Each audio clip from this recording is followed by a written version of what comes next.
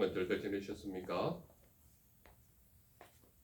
우리는 오직 예수 안에서 예수 그리스도만 전하는 믿음의 종들이 되시기를 간절히 소망하는 것입니다. 아멘. 오늘 에베소서 1장 15절에서 23절까지의 말씀에는 하나님을 알아라 라는 말이 반복되고 있습니다. 그래서 어떠한 하나님을 우리가 알아야 되느냐, 이것을 오늘 살펴보려고 하는 것입니다.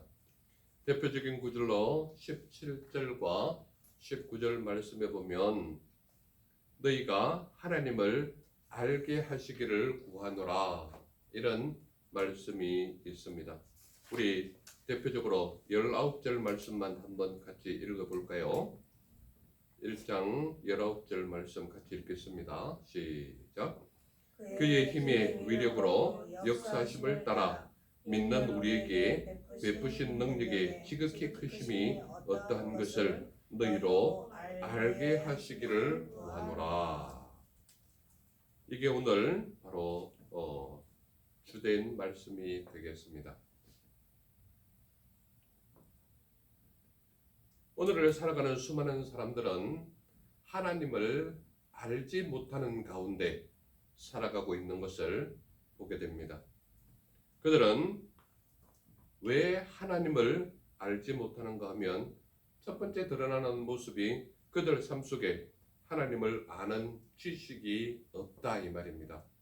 그렇기 때문에 그들은 하나님이 어떠한 존재인지, 어떠한 분이신지, 나와 어떠한 관계에 있는지 전혀 알지 못하는 것입니다. 그렇기 때문에 오늘을 살아가는 사람들은 하나님이 어떤 분인지 알지 못하고 살아간다, 이 말입니다. 그리고 그들은 하나님과 동행하는 삶이 전혀 없습니다. 왜 그렇습니까? 하나님을 알지 못하기 때문에 하나님과 동행한다는 자체가 무슨 말인지 전혀 알지 못합니다. 어떻게 알 수 있는가 하면 그들은 그들의 세계관이 고정되어 있는 것을 볼 수가 있습니다.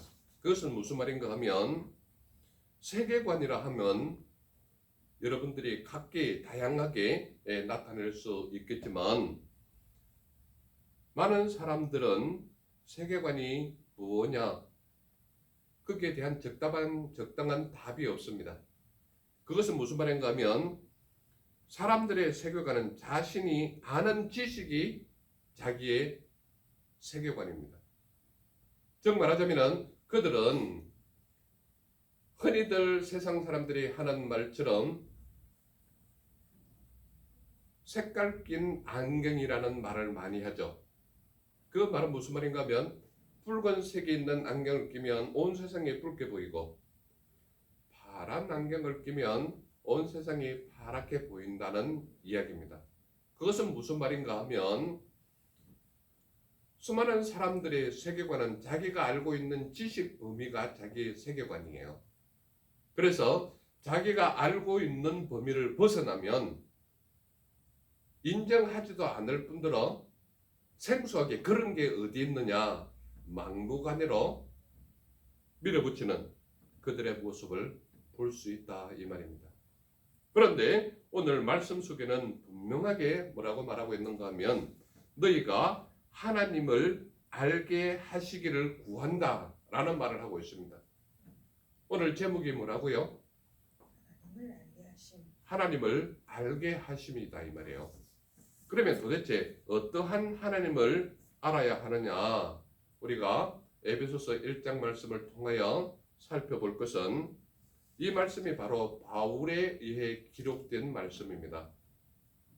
그래서 바울의 관점으로 바라보면 하나님을 알게 하심이 도대체 어떤 방법으로 알게 하려고 하느냐, 이것을 우리는 말씀으로 살펴보려고 하는 것입니다. 하나님을 알게 하심에 있어서 크게 본문에는 세 가지 관점이 드러나고 있습니다. 그 세 가지 관점의 첫 번째로 드러나는 것이 바울이 감사하기를 그치지 않았다라는 내용이 나옵니다. 감사하는 것, 감사기를 그치지 않았다. 15절과 16절에 나타나 있는데요. 여기 보면 바울이 어떤 마음을 가지고 있는가 하면 믿음과 사랑을 지니고 있었던 에베소 성도들에 대한 감사의 마음을 밝히고 있습니다. 그것이 무엇인가 하면 성경 말씀에 바로 이렇게 되어 있습니다. 주 예수 안에서 너희 믿음과 모든 성도를 향한 사랑을 내가 들었다는 거예요. 그것이 바로 15절에 있습니다. 즉 말하자면 사도 바울이 그들에게 전한 복음으로 말미암아 주 예수 안에서 너희 믿음과 모든 성도를 향한 사랑을 내가 들었다는 거예요. 주 예수 안에 있다라는 것은 결과적으로 뭔가 하면 에베소 지역은 이방인들이 사는 지역이 거의 대부분이었거든요. 그래서 에베소 지역에 있는 그 교회의 성도들을 보면 거의 대부분이 예수 그리스도를 모르는 사람들이 대부분을 차지하고 있습니다. 그런데 그곳에서 바울이 복음을 전했을 때 그들은 믿음을 가지게 되었고 예수 그리스도의 사랑을 알게 되었다는 것입니다. 그런데 바울이 다른 지역에서 복음을 전할 때에 에베소 교인들이 예수 안에 있는 믿음과 사랑을 전해 들은 겁니다. 그래서 거기에 대해서 바울은 어떠한 마음을 가졌는가 하면 그러한 소식에 들리는 에베소 교회에 대해서 마음으로 감사를 했다 이 말입니다. 그래서 첫 번째 드러나는 관점이 뭔가 하면 사도 바울은 감사하기를 그치지 않았다는 거예요. 그치지 않았다 이 말은 다른 말로 표현하면 쉬지를 않았다 이 말이에요.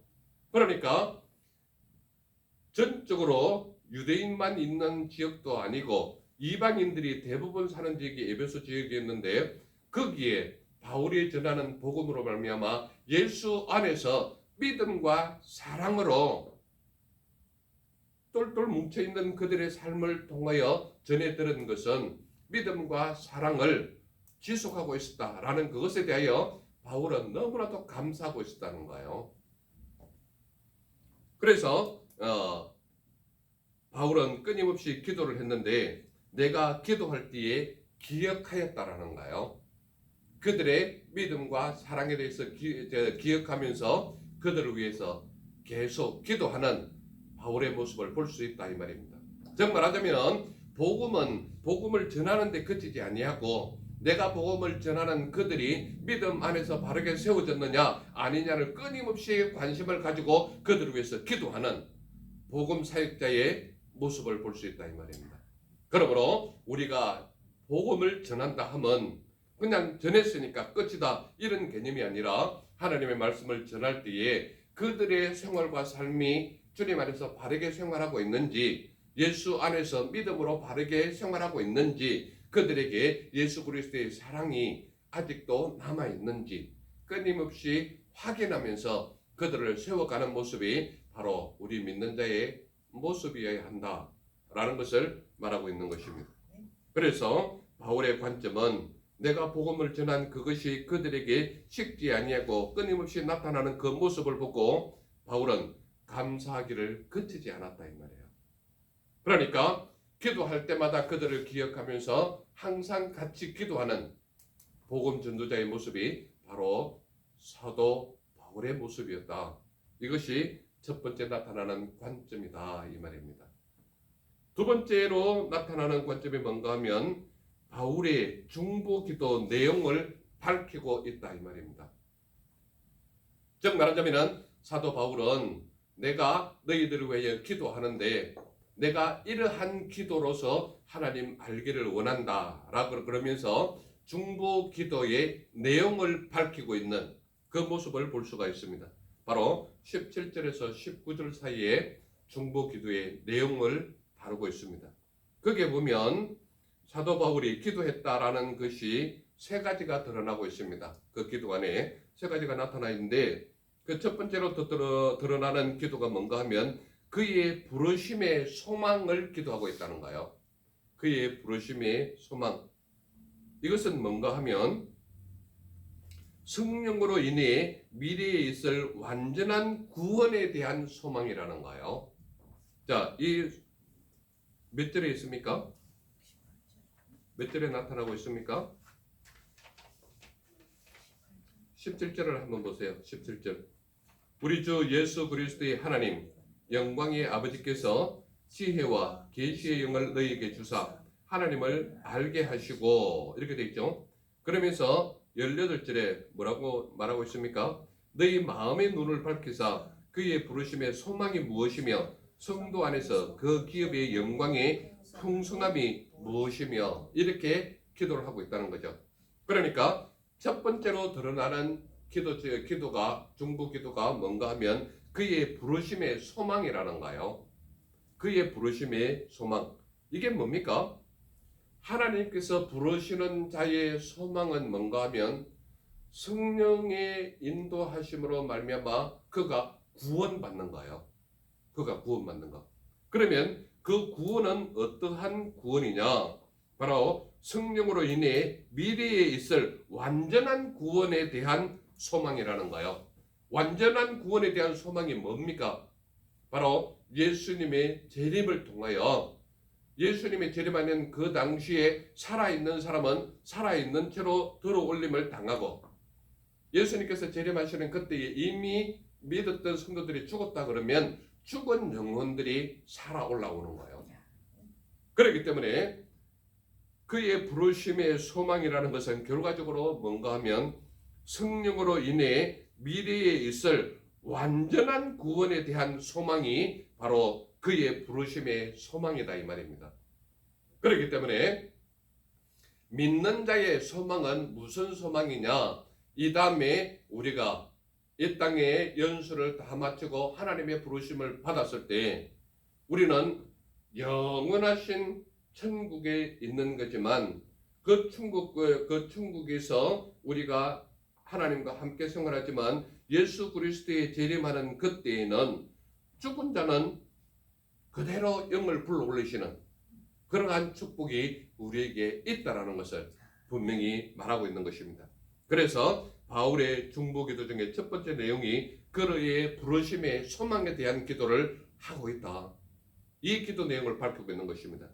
두 번째 기도가 뭔가 하면 그 기업의 영광의 풍성함을 기도하고 있다는 거예요. 그게 어디에 있습니까? 몇 절에 있습니까? 영광의 풍성함이 18절에 나와 있죠. 그 기업의 영광의 풍성함이 무엇이며 이렇게 나와 있습니다. 그렇기 때문에 두 번째로 기도하는 것이 그 기업의 영광의 풍성함을 위해서 기도하고 있다 이 말입니다. 여기에서 그 기업이라는 것이 구약과 신약의 관점이 약간 다른데요. 구약은 하나님의 기업이 되는 우리를 나타내는 것이 구약의 관점입니다. 기업에 관한 것이. 신약에 관한 관점은 뭔가 하면 하나님께서 베푸시는 기업의 관점으로 드러나는데 그것은 뭔가 하면 성도들은 하나님으로부터 풍성한 기업을 받을 자들로 나타내 있는 것입니다. 그렇기 때문에 구약의 관점은 하나님의 기업이 되는 우리를 나타내는 것이 구약의 관점이라면 신약은 성도들은 하나님으로부터 풍성한 기업을 받을 자들로 나타나는 것이 바로 신약의 관점인 것입니다. 그렇기 때문에 그 기업의 영광의 풍성함을 위해서 기도한다라는 것은 바로 하나님을 믿는 믿음의 기업이 바로 너다라는 거예요.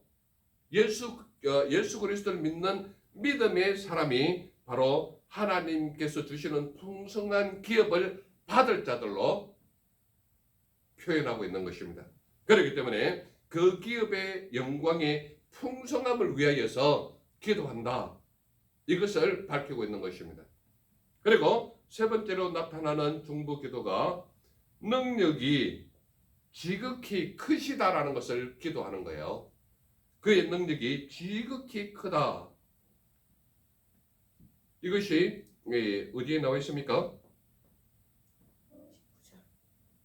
예, 19절에 보면 우리에게 베푸신 능력의 지극히 크심이 어떠한 것을 너희로 알게 하시기를 구하노라 이렇게 되어 있습니다. 그래서 세 번째 기도가 능력이 지극히 크심을 기도한다.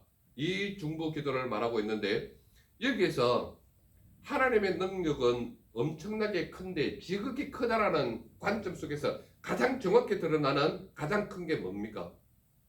가장 큰 게 뭐예요? 하나님의 지극히 크신 능력이 뭔가 하면 바로 그리스도의 부활입니다. 그리스도의 부활이에요. 이것은 무엇을 의미하는가 하면 예수 그리스도를 보낸 목적이 우리의 죄를 대속하시려고 이 땅에 보내신 것입니다. 그렇기 때문에 능력이 지극히 크시다 하면 예수 그리스도 이전에도 이후에도 예수 그리스도가 죽은 그 시절 그 이전에 죽은 모든 사람들이 부활한 사람은 단 한 사람도 없어요. 부활한 사람은 단 한 사람도 없습니다. 다만 살아있어서 하나님의 택함을 받아서 산채로 들어올림을 당한 사람은 있습니다. 그러나 분명하게 우리가 알아야 할 것은 죽음에서 부활하신 분은 예수 그리스도가 유일무이한 분이십니다. 그 말은 결과적으로 무엇을 말하는가 하면 하나님의 말씀을 전하는 선지자들의 말씀 전함이 이루어지기 위해서 예수 그리스도는 십자가의 보혈로 돌아가셔야 하는 분으로 이 땅에 오신 하나님이시다. 그렇기 때문에 그분은 이 땅에 오셔서 반드시 죽어야 할 하나님이신데 왜 죽어야 되는가 하면 그분이 죽어야 할 막중한 임무가 우리의 죄 때문입니다. 그렇기 때문에 우리가 하나님 안에 있다라는 것은 결코 다른 것이 아니라 예수 그리스도를 믿는 믿음으로 말미암아 그분이 우리의 죄를 대속 제물로 돌아가신 분이 예수님이시다. 이것을 말하고 있는 겁니다. 그렇기 때문에 우리가 분명히 알아야 할 것은 뭔가 하면 하나님의 능력이 지극히 크신 것을 드러내는 것은 예수 그리스도의 부활이다 이 말입니다.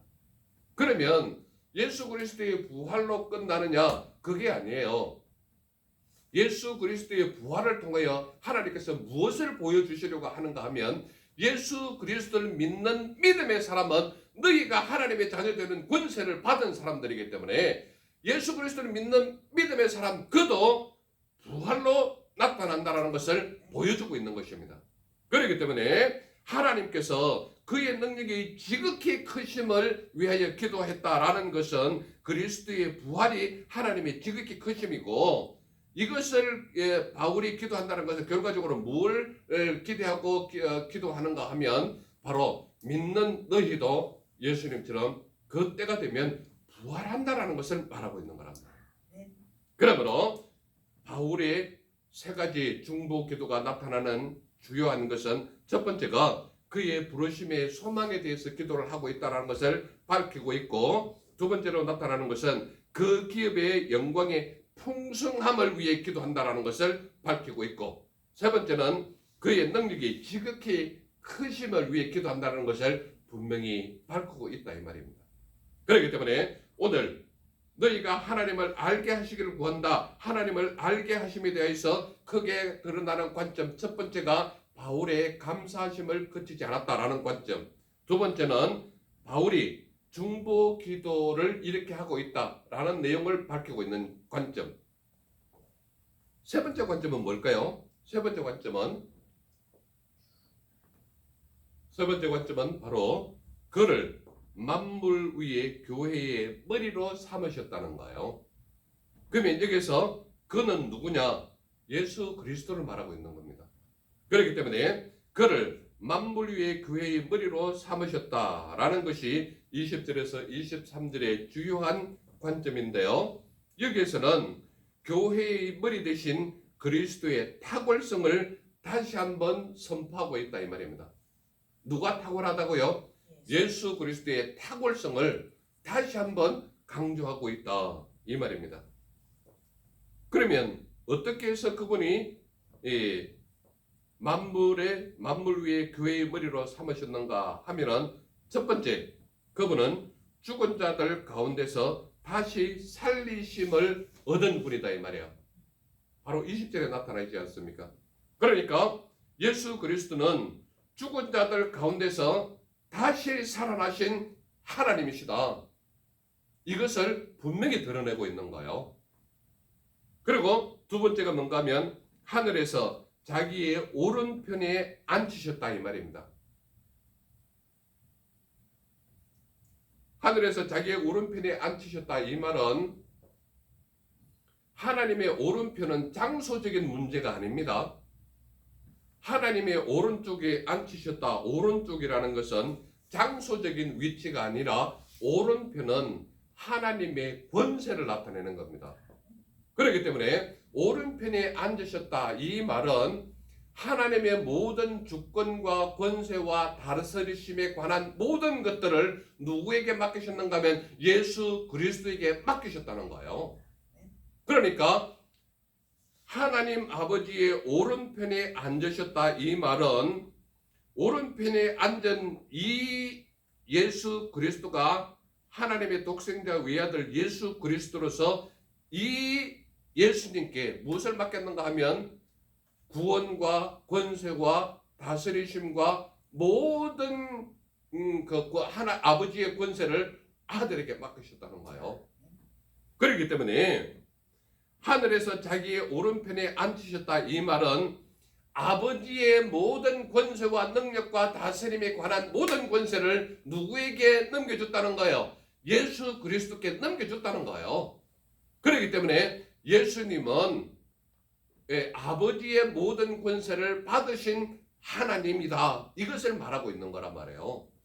그리고 분명히 드러나는 것은 그를 만물 위에 교회의 머리로 삼으신 것에 대해서 그를 만물 위에 교회의 머리로 삼으셨다 이 말은 교회가 곧 뭐라는 거예요? 예수 그리스도의 몸이라는 거예요. 그렇기 때문에 예수 그리스도 안에 있다 하는 것은 눈 따로 떼고 코 따로 떼고 귀 따로 떼는 것이 아니라 유기체로서 한 몸이다라는 거예요. 그렇기 때문에 예수 그리스도를 믿는 믿음의 사람은 내 안에 예수 그리스도 안에 내가 거하는 그 모습이 있을 때 너는 나로 더불어 먹고 나는 너로 더불어 먹으면 너와 너의 필요한 모든 것을 내가 책임지리라고 말씀하신 분이 예수님이시다 이 말입니다. 그러므로 우리의 삶 속에서 드러나는 모든 것은 그를 만물 위의 교회의 머리로 삼으셨다 이 말은 머리 따로 떼놓고 몸 따로 떼는 것이 아니라 우리의 몸이 눈과 코와 모든 팔과 다리가 한 몸에 붙어 있듯이 예수 그리스도를 믿는 믿음의 사람은 예수 그리스도 안에 하나의 유기체처럼 움직이는 몸의 일부다라는 것을 말하고 있는 거란 말이에요. 그렇기 때문에 예수 그리스도는 교회의 머리 되심을 분명히 말씀하고 있다 이 말입니다. 그렇다면 우리가 아주 간단하게 이런 질문을 할 수 있겠습니다. 사람들은 왜 하나님을 알지 못하는가? 분명한 질문이 우리에게 답을 제시해야 되는데 왜 사람들은 하나님을 알지 못하는가? 아주 분명히 드러나는 것이 있습니다. 그것은 뭔가 하면 사람들은 자신이 보고 싶은 것만 보는 겁니다. 사람들은 자기가 보고 싶은 것만 보는 거예요. 그렇기 때문에 똑같은 책을 보고 똑같은 말씀을 듣고 똑같은 성경책을 보는데도 느껴지는 감동이나 감화가 다 달라요. 똑같은 말을 했음에도 불구하고 또한 우리가 수요일마다 똑같은 책을 읽고 있음에도 불구하고 각자 발표가 다 달라요. 왜 그렇습니까? 내가 느껴지는, 내가 보고자 하는 것을 정확히 보는 거예요. 그렇기 때문에 사람들은 자신이 보고 싶은 것만 보는 것이 사람들의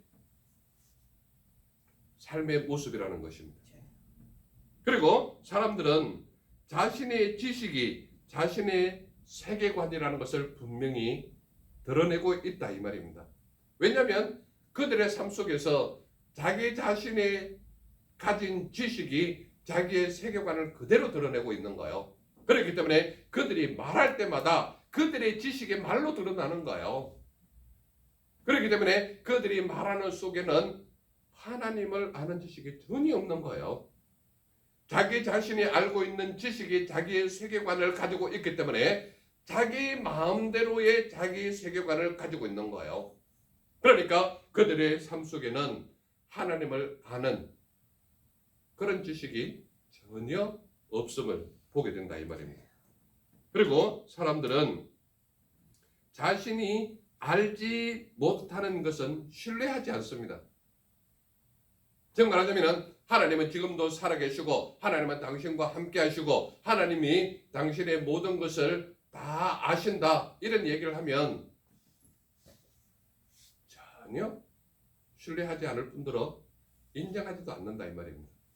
그렇기 때문에 믿음을 가지려고 주선을 하다 보면 어떻게 됩니까? 당신이나 잘 믿으십시오. 이렇게 이야기하는 경우가 대부분이다 이 말입니다. 그래서 사람들은 왜 하나님을 알지 못하는가에 대한 관점을 우리가 한번 살펴보았던 것입니다. 그렇다면 예수님은 어떠한 분이시냐? 예수님은 하나님을 알게 하시는 유일한 하나님입니다. 예수님은 우리의 죄를 대속하시려고 십자가의 죽음을 스스로 택하신 하나님이 예수님이십니다. 그러므로 그 예수 그리스도는 100% 사람이고 100% 하나님인 것입니다. 그 속에는 사람이 가지고 있는 모든 인격체와 사람이 가지고 있는 모든 느낌과 감정을 다 가지고 계신 하나님으로서 우리의 대속 제물로 십자가의 죽음을 택하신 분이 바로 우리 예수님이시다. 그리고 예수님은 무엇보다도 죽은 자 가운데서 다시 살아나신 유일한 예수님이시다. 그렇기 때문에 예수님은 하나님을 알게 하시는 유일한 하나님이 바로 예수님이시다 이 말입니다. 그리고 하나님 우편에 앉으셔서 우리를 위해 중보하시는 하나님이 바로 예수님이시다 이 말이에요. 그분은 우리가 기도할 수 없어서 정말 땅을 치고 울고 불고 하는 그 시점에도 하나님께서는 내가 너를 위하여 기도하고 있다라는 것을 분명히 말씀으로 우리에게 다가오고 있는 것입니다. 그러므로 예수님은 하나님 우편에 앉으셔서 우리를 위해 중보하시는 하나님이시다 이 말입니다. 그렇다면 우리 모두는 믿음을 가진 사람인데 믿음의 사람은 어떠한 삶을 살아야 하느냐? 믿음의 사람은 바로 예수님을 아는 삶으로 살아가야 한다 이 말입니다. 무엇보다도 나를 죽이고 말씀을 알게 하시는 예수님을 따르는 삶이 우리의 삶이 되어야 한다 이 말입니다. 내가 죽지 않고는 절대 예수 그리스도가 살 수가 없어요. 내가 죽지 않고는 말씀이 살 수가 없는 거예요. 나를 죽이지 않고는 말씀이 나를 이끌어가는 삶을 살 수가 없는 것입니다. 그렇기 때문에 오늘 저와 우리 모두는 믿음의 사람으로서 나를 죽이고 말씀을 알게 하시는 예수님을 따르는 삶이 우리 모두의 삶이 되어야 한다는 것을 말하고 있는 것입니다.